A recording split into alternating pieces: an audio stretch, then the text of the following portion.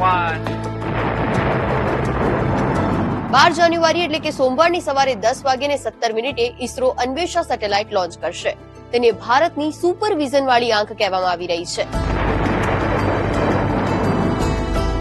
આ 600 કિલોમીટર ઊંચાઈથી અંતરિક્ષમાંથી પૃથ્વી પરની અતિ સૂક્ષ્મ વસ્તુઓની તસવીરો ખેંચી શકે છે. ભલે તે બોર્ડર પર ઝાડીઓમાં છુપાયેલો કોઈ દુશ્મન સેનાનો જવાન હોય કે આર્મી ટેન્કના રસ્તામાં છુપાયેલી લેન્ડમાઇન્સ હોય.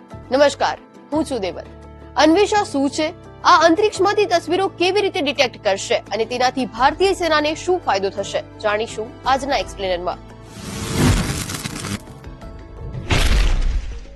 અન્વેષા એટલે EOS N1 સેટેલાઇટને DRDOએ બનાવ્યું છે. તેની તૈનાતી પૃથ્વીથી આશરે 600 કિલોમીટર ઊંચાઈએ સનસિક્રોનસ પોલર ઓર્બિટ એટલે કે SSO માં કરવામાં આવશે.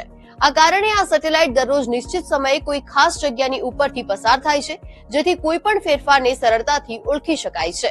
આ સેટેલાઇટ પૃથ્વી પર હાજર કોઈ પણ વસ્તુનો રંગ ડિટેક્ટ કરીને તેનો ડેટા અને તસવીર મોકલી શકે છે. Anvesha satellite hyperspectral remote sensing એટલે કે HRS ટેકનોલોજી પર કામ કરે છે. HRS ની ખાસિયત એ છે કે તે લાઇટને હજારો નાના નાના ટુકડાઓમાં વહેંચી શકે છે, જ્યારે માણસની આંખ અને સામાન્ય કેમેરા એક જ રંગ જુએ છે.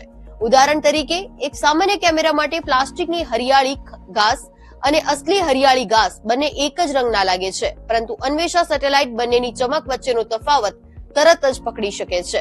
આ ઉપરાંત આ સેટેલાઇટ ઇન્ફ્રારેડ કિરણોને પણ